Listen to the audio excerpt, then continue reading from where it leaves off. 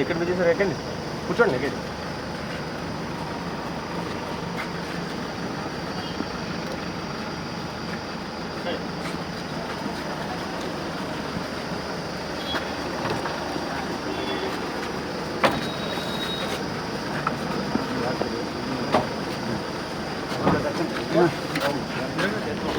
జాగ్రత్త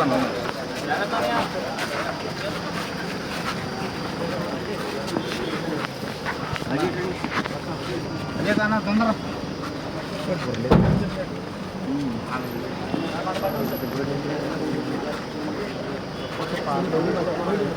తీసుకున్నారా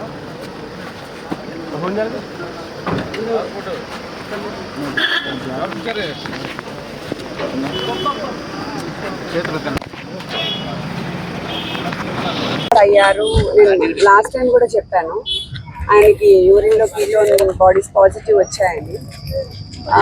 hospital judge గారు మనకి ట్రీట్మెంట్ రాసినా కూడా గవర్నమెంట్ హాస్పిటల్లో జస్ట్ ఆయనకి సింటమాటిక్ ట్రీట్మెంట్ చేస్తున్నారు. ఊపిరాడటానికి తీసుకెళ్తున్నారు, నెబులైజర్ పెట్టినారు, తీసుకొస్తున్నారు.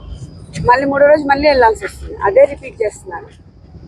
సో ఆయనకి హైపాక్సియా ఉంది, ఆయనకి సిపాప్ మెషిన్ ఎయిడెడ్ బ్రీదింగే. జైల్లో కూడా ఇప్పుడు ఆ మెషిన్తోనే పడుకుంటున్నారు night. Post covid he has problems with his breathing issues అనమాట. సో అదే అడిగాము ఇప్పుడు కూడా. ఆవిడ హయ్యర్ హాస్పిటల్కి రెఫర్ చేశారు జడ్జి గారు. ఇంకా ఎయిమ్స్ ఏదైనా పర్వాలేదు, స్లీప్ స్టడీ ఎక్కడ ఉంటుందో అక్కడికి తీసుకెళ్ళని డైరెక్ట్ చేశారు ఆవిడ.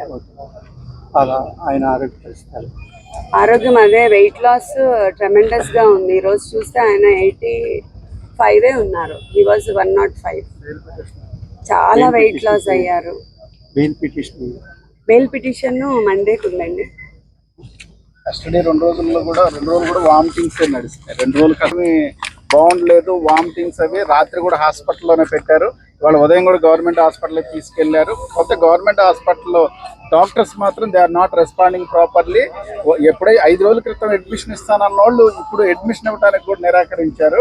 So that we challenge in court.